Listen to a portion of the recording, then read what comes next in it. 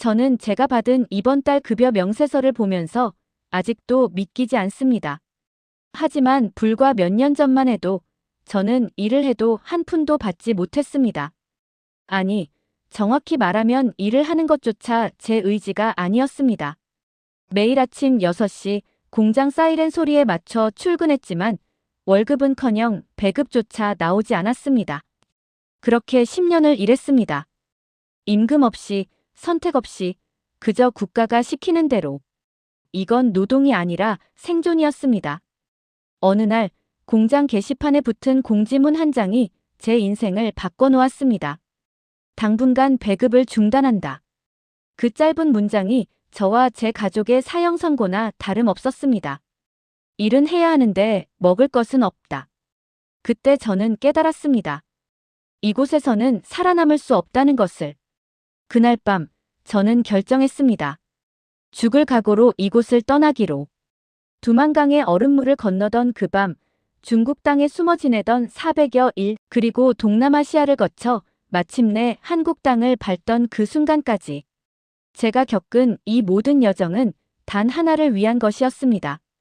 일한 만큼 대가를 받고 내가 원하는 일을 선택할 수 있는 자유. 여러분이 당연하게 여기는 그 권리가 북한에서는 꿈도 꿀 수 없는 것이었습니다. 이 믿기 힘든 탈출기가 궁금하시다면 구독과 좋아요 버튼을 눌러주세요. 여러분의 관심이 아직도 그곳에 남아있는 수많은 사람들에게 희망이 됩니다. 지금부터 그 전말을 들려드리겠습니다. 제 이야기는 함경북도의 작은 도시에서 시작됩니다. 22살 고등중학교를 졸업하자마자 저는 국가가 배치한 방직 공장에 배치되었습니다.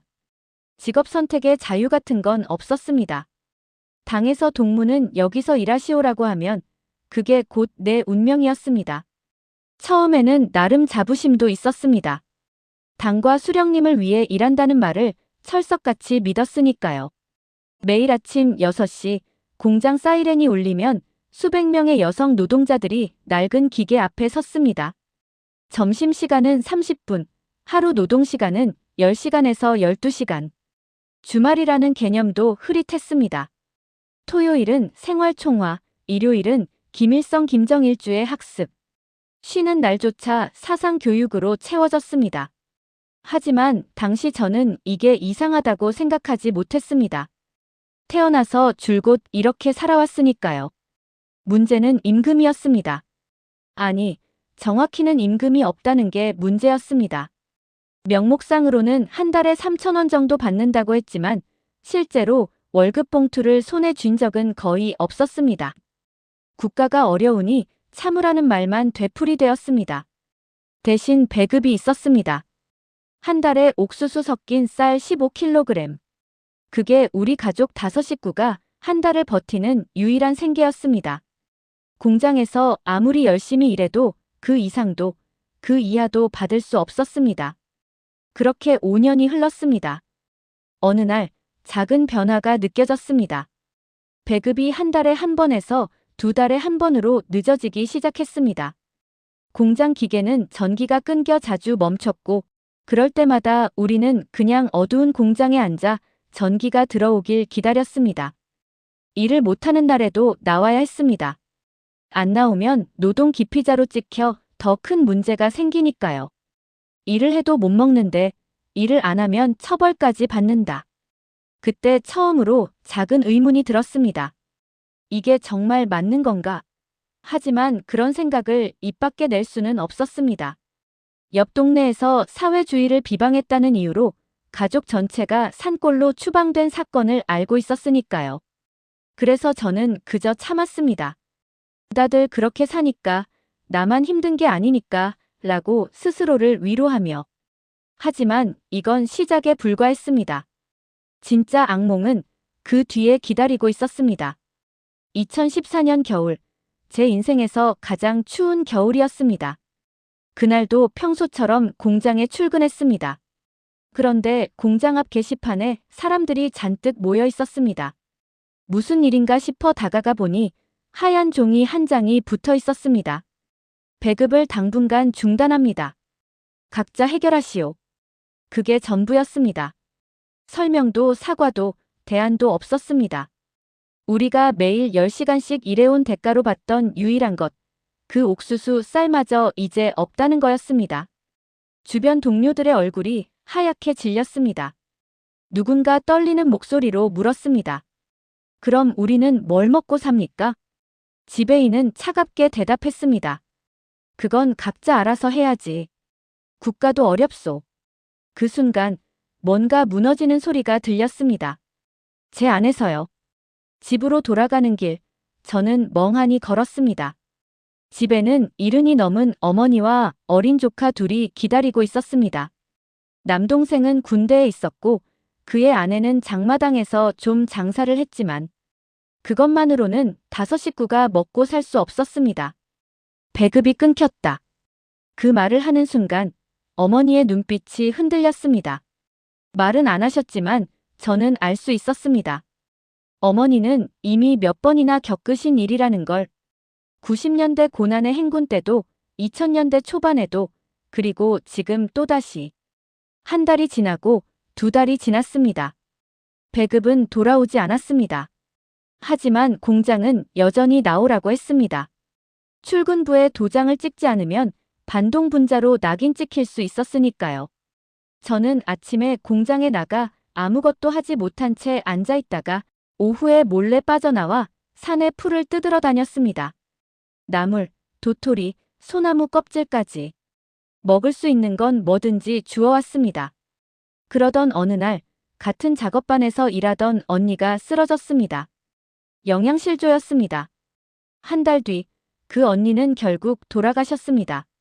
38살이었습니다. 장례식장에서 그분의 남편이 울부짖었습니다. 일은 시키면서 먹을 건 주지 않으니 이게 나라요. 이게. 순간 주변이 조용해졌습니다. 모두가 그 말에 공감했지만 아무도 맞장구 치지 않았습니다. 무서웠으니까요. 그런 말을 하면 어떻게 되는지 우리는 알고 있었으니까요. 그날 밤 저는 잠을 이룰 수 없었습니다. 이게 맞는 건가? 일하는 사람이 굶어 죽는 게 정상인가? 태어나서 처음으로 저는 이 체제에 대해 근본적인 의문을 품었습니다. 그리고 깨달았습니다. 여기서는 살아남을 수 없다는 것을. 동료가 죽은 지 일주일 후 저는 또 다른 충격을 받았습니다. 공장에서 돌격대 동원 명령이 떨어진 겁니다. 산간 지역 건설 현장에 석 달간 파견된다는 것이었습니다. 그것도 식량은 자비로 가져가야 한다고 했습니다. 먹을 것도 없는데 어떻게 식량을 가져갑니까? 누군가 항의했지만 돌아온 건 차가운 대답뿐이었습니다. 그건 동무의 문제요. 당이 부르는데 못 간다는 거요? 그 순간 저는 깨달았습니다. 이건 노동이 아니라 착취라는 걸. 그리고 여기서는 절대 벗어날 수 없다는 걸. 그날 밤 저는 결심했습니다. 여기서 죽을 바에야 차라리 탈출을 시도하겠다고. 하지만 탈북은 말처럼 쉬운 일이 아니었습니다. 잡히면 정치범 수용 소행이고 가족까지 연좌제로 처벌받습니다. 그럼에도 저는 선택할 수밖에 없었습니다. 이대로는 어차피 굶어 죽을 테니까요. 다음 날부터 저는 조심스럽게 정보를 모으기 시작했습니다. 장마당에 나가면 가끔 귓속말로 들리는 이야기들이 있었습니다. 국경을 넘어 중국으로 가면 먹고 살 수 있다더라. 두만강은 겨울에 얼어서 걸어갈 수 있다더라. 그런 소문들이요. 저는 장마당에서 옥수수를 팔던 아주머니에게 넌지시 물어봤습니다. 혹시 국경 쪽 사정 아십니까? 아주머니는 제 눈을 빤히 쳐다보더니 작은 목소리로 말했습니다. 왜? 나갈 생각이요? 조심하시오. 요즘 국경 경비가 더 세졌다는데. 그날 이후 저는 그 아주머니를 통해 조금씩 정보를 얻었습니다. 어느 지역이 비교적 경비가 약한지, 중국에 가면 누구를 찾아가야 하는지, 그리고 비용은 얼마나 드는지. 문제는 돈이었습니다. 당시 중국 돈으로 300위안 정도가 필요했습니다.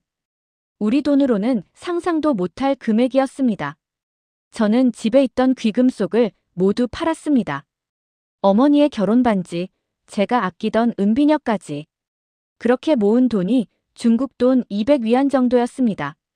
석 달 동안 저는 이중 생활을 했습니다. 낮에는 공장에 나가 일하는 척하면서 밤에는 탈출 준비를 했습니다. 국경 지도를 암기하고 중국어 간단한 인사말을 외우고 가져갈 짐을 최소화했습니다. 가장 힘든 건 가족에게 말할 수 없다는 거였습니다. 만약 제가 탈북한 게 들키면 남은 가족들이 처벌받습니다. 그래서 저는 아무 말도 할 수 없었습니다. 어머니께도 동생네에게도.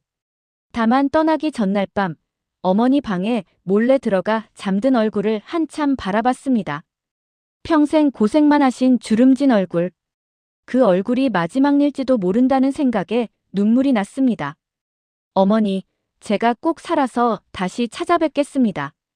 속으로만 그렇게 다짐했습니다. 2015년 3월 15일. 달도 없는 깜깜한 밤. 저는 작은 배낭 하나만 메고 집을 나섰습니다. 되돌아보지 않았습니다. 뒤돌아보면 용기가 꺾일 것 같았으니까요. 두만강을 향해 걸으면서 저는 계속 생각했습니다.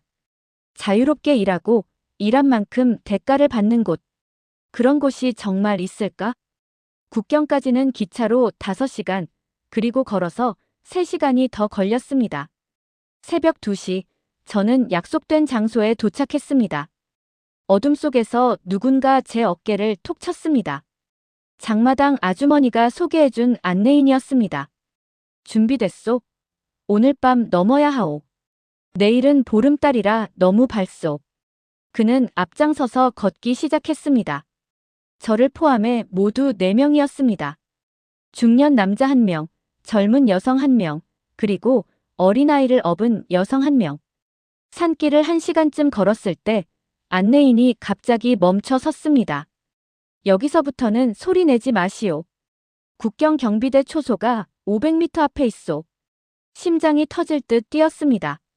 한 발 한 발 내디딜 때마다 나뭇가지 부러지는 소리조차 천둥 소리처럼 들렸습니다.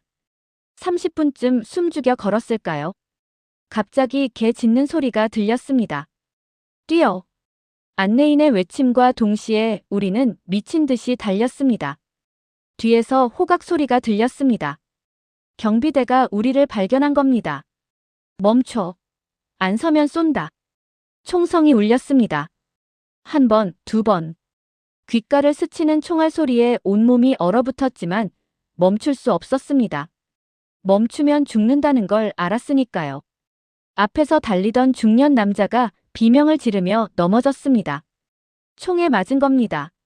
저는 본능적으로 그를 일으켜 세우려 했지만 안내인이 제 팔을 잡아 끌었습니다. 놔두시오. 우리까지 다 죽소. 결국 저는 그를 두고 뛰었습니다.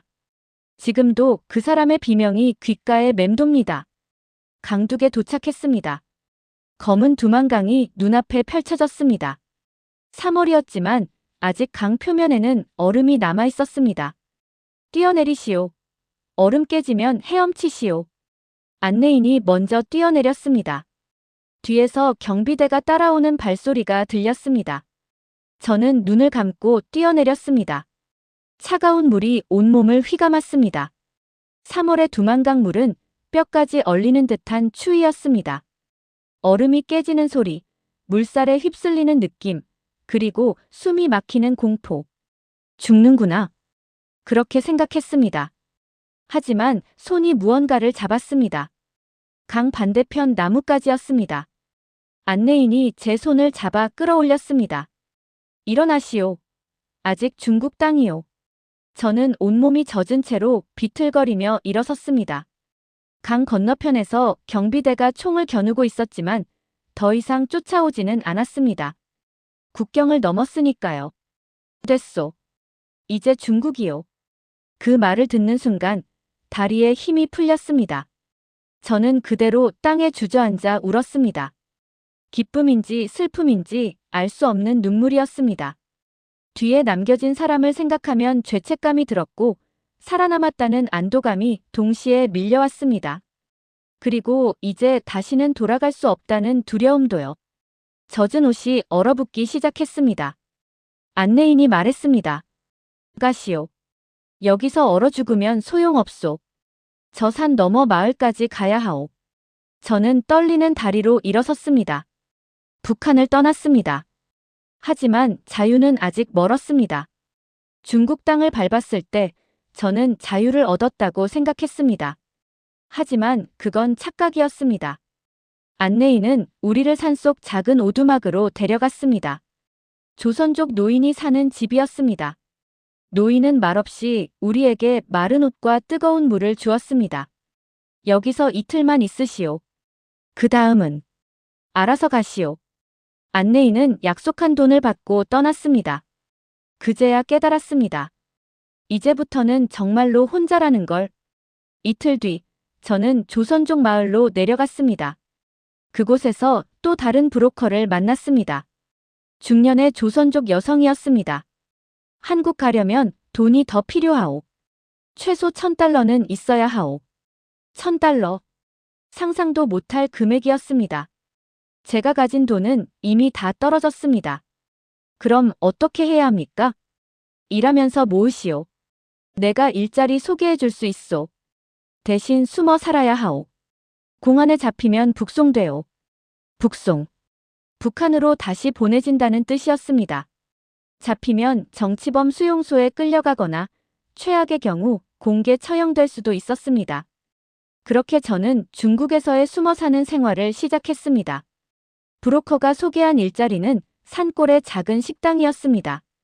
주방 보조 일을 하며 한 달에 200위안을 받았습니다. 한국 돈으로 3만 원 정도였습니다. 식당 주인은 제가 탈북자라는 걸 알고 있었지만 묵인해줬습니다. 대신 저는 거의 식당 안에만 갇혀 지냈습니다. 밖에 나가지 마시오. 요즘 공안들이 단속을 많이 한다오. 낮에는 주방에서 일하고 밤에는 식당 창고에서 잤습니다. 창문도 없는 좁은 공간이었습니다. 북한에서도 이렇게까지 살지는 않았습니다. 서너 달이 지났을 때 마을에 공안이 들이닥쳤습니다. 탈북자 단속이다. 모두 신분증 검사한다. 저는 황급히 식당 뒤편 장작더미 뒤에 숨었습니다. 심장이 터질 듯 뛰었습니다. 공안이 주방까지 들어와 이곳저곳을 뒤졌습니다. 여기 누가 더 있는 거 아니냐? 없습니다. 저희 둘뿐입니다. 식당 주인이 태연하게 대답했습니다. 다행히 공안은 더 이상 뒤지지 않고 나갔습니다. 하지만 그날 밤 식당 주인이 말했습니다. 미안하지만 이제 여기 있으면 안 되겠소. 공안들이 의심하기 시작했소. 다른 데로 가시오. 다시 떠나야 했습니다. 그 후 1년 동안 저는 중국 곳곳을 떠돌았습니다. 공장에서 일하다가 단속 소문이 들리면 도망쳤고 농장에서 일하다가 또 쫓겼습니다. 때로는 친절한 사람들을 만나기도 했지만 때로는 제 신분을 이용해 착취하는 사람들도 있었습니다. 한 번은 한 달치 임금을 받지 못한 채 쫓겨나기도 했습니다. 신고하면 북송될 텐데 뭘 어쩌겠어. 고용주는 비웃듯 말했습니다. 제게는 항변할 권리조차 없었습니다. 그렇게 2년이 흘렀습니다. 저는 겨우 500달러를 모았습니다. 한국까지 가기에는 턱없이 부족했지만 더 이상 중국에서 버틸 수 없었습니다. 매일 밤 공안에 잡힐까 두려워 잠도 제대로 못 잤고 사람들 눈을 피해 숨어 다니는 삶이 너무 지쳤습니다. 이대로는 안 되겠다. 한국에 가자. 뭐든 해서 가자. 그래서 저는 다시 브로커를 찾아갔습니다. 동남아를 거쳐 가는 방법이 있소. 위험하지만 가능하오. 나머지 돈은 한국 가서 갚으시오. 마지막 희망이었습니다.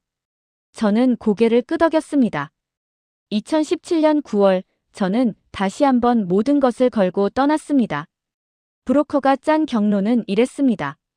중국에서 라오스로, 라오스에서 태국으로, 그리고 태국에서 한국 대사관으로. 듣기만 해도 아득한 여정이었습니다. 절대 중간에 당국에 잡히면 안 돼요. 특히 라오스에서는 조심하시오. 거기서 잡히면 중국으로 다시 보내질 수도 있소. 브로커의 경고를 가슴에 새기고 저는 같은 처지의 탈북자 3명과 함께 출발했습니다. 먼저 중국 남쪽으로 이틀간 기차를 탔습니다. 기차 안에서 공안이 검문할 때마다 심장이 멎는 것 같았습니다. 다행히 브로커가 만들어준 가짜 신분증이 통했습니다. 국경 마을에서 우리는 밤에 산길을 걸어 라오스로 넘어갔습니다. 이틀간 산을 넘으면서 거의 먹지도 자지도 못했습니다. 라오스에 도착했을 때 저는 완전히 지쳐 있었습니다. 하지만 쉴 수 없었습니다. 빨리 가야 하오. 여기서 오래 머물면 위험하오.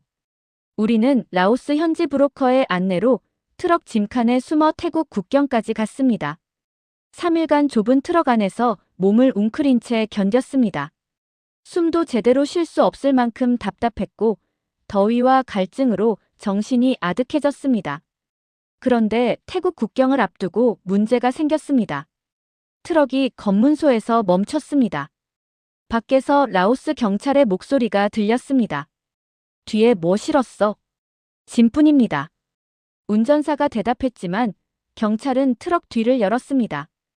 우리는 짐 더미 속에 숨어 숨을 죽였습니다. 경찰의 손전등 불빛이 짐 사이를 비췄습니다. 제 얼굴에서 불과 30cm 정도 떨어진 곳이었습니다. 그 순간 제 인생이 끝났다고 생각했습니다. 그때였습니다. 됐어. 경찰이 트럭 문을 닫았습니다. 보지 못한 건지 못 본 척한 건지는 모르겠습니다. 아마도 브로커가 뇌물을 준 것 같았습니다. 트럭이 다시 출발했고 1시간 뒤 우리는 태국 땅에 도착했습니다. 이제 태국이요. 여기서부터는 좀 안전하오. 방콕까지 가서 한국 대사관에 가시오. 방콕까지는 또 하루가 걸렸습니다. 저는 지친 몸을 이끌고 대사관을 찾아갔습니다. 대사관 앞에 섰을 때 눈물이 났습니다. 태극기가 바람에 펄럭이고 있었습니다. 그 깃발을 보는 순간 2년 반 동안의 모든 고생이 한꺼번에 밀려왔습니다. 저는 북한에서 온 사람입니다. 한국에 가고 싶습니다. 대사관 직원은 따뜻하게 저를 맞아주었습니다. 고생 많으셨습니다. 이제 안전합니다. 그 말을 듣는 순간 저는 그 자리에서 무너져 내렸습니다. 긴장이 풀려서인지 안도감 때문인지 그냥 울음이 터져 나왔습니다. 대사관에서 며칠간 보호를 받은 후 저는 한국행 비행기에 올랐습니다. 비행기 창밖으로 구름이 흘러갔습니다. 저는 생각했습니다. 이제 정말 자유로운 곳으로 가는구나. 일하고 정당한 대가를 받고 내가 원하는 삶을 살 수 있는 곳으로. 북한을 떠난 지 2년 반 만이었습니다. 두만강을 건너던 그 밤, 중국에서 숨어 지내던 그 시간들, 그리고 동남아시아를 거쳐온 이 긴 여정. 모든 게 끝났습니다. 인천공항에 내렸을 때 저는 꿈을 꾸는 것 같았습니다. 환한 조명, 자유롭게 오가는 사람들, 그리고 어디서나 들리는 한국어. 같은 말을 쓰는데도 너무나 다른 세상이었습니다. 처음 사흘간은 정부 기관에서 조사를 받았습니다. 간첩이 아닌지 확인하는 과정이었습니다. 이해할 수 있었습니다. 그리고 그 후 저는 하나원이라는 곳으로 갔습니다. 하나원에서의 석 달은 제 인생의 전환점이었습니다. 처음으로 배웠습니다. 이곳에서는 일하면 반드시 돈을 받는다는 것을. 최저임금이라는 게 있어서 아무리 적어도 일정 금액 이하로는 받지 않는다는 것을. 그리고 부당한 대우를 받으면 노동청에 신고할 수 있다는 것을. 이게 정말입니까? 교육 담당 선생님께 여러 번 물었습니다. 믿기지 않았으니까요. 네, 정말입니다. 이건 대한민국 헌법이 보장하는 권리입니다. 일한 만큼 정당한 대가를 받는 것. 그건 여기서는 너무나 당연한 일이에요. 하나원을 나온 후 저는 서울의 한 카페에 취직했습니다. 처음에는 서툴렀습니다. 손님들에게 존댓말 쓰는 것도 카드 결제기 사용하는 것도 낯설었습니다. 그리고 첫 달이 지났습니다. 통장에 180만 원이 들어왔습니다. 제 인생에서 처음 받는 월급이었습니다. 22살에 공장에 배치된 후 13년 만에 처음 받는 정당한 대가였습니다. 저는 은행 앞에서 한참을 울었습니다. 나도 이제 사람답게 일할 수 있구나. 일한 만큼 받을 수 있구나.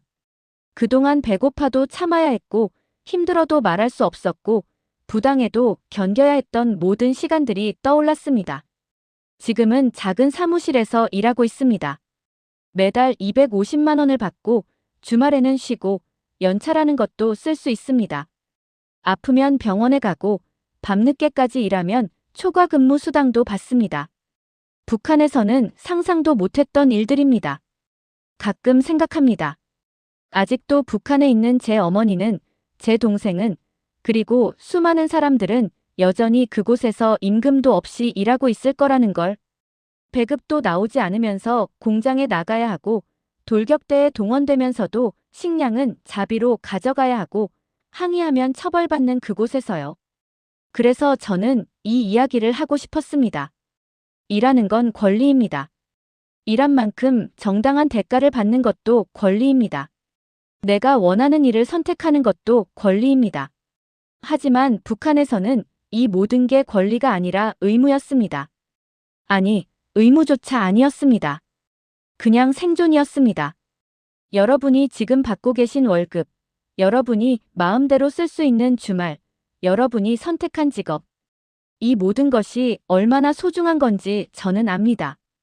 왜냐하면 저는 그게 없는 곳에서 35년을 살았으니까요. 지금 이 순간에도 북한 어딘가에서 누군가는 굶주리면서도 일하고 있을 겁니다. 임금 없이, 선택 없이, 희망 없이. 그들에게도 언젠가 자유가 찾아오길 바랍니다. 그리고 여러분께 부탁드립니다. 여러분이 누리는 자유를 당연하게 여기지 말아주세요. 일할 권리, 정당한 대가를 받을 권리, 그건 정말 소중한 겁니다. 저는 그걸 잃어봤기에 압니다. 감사합니다. 제 이야기를 들어주셔서.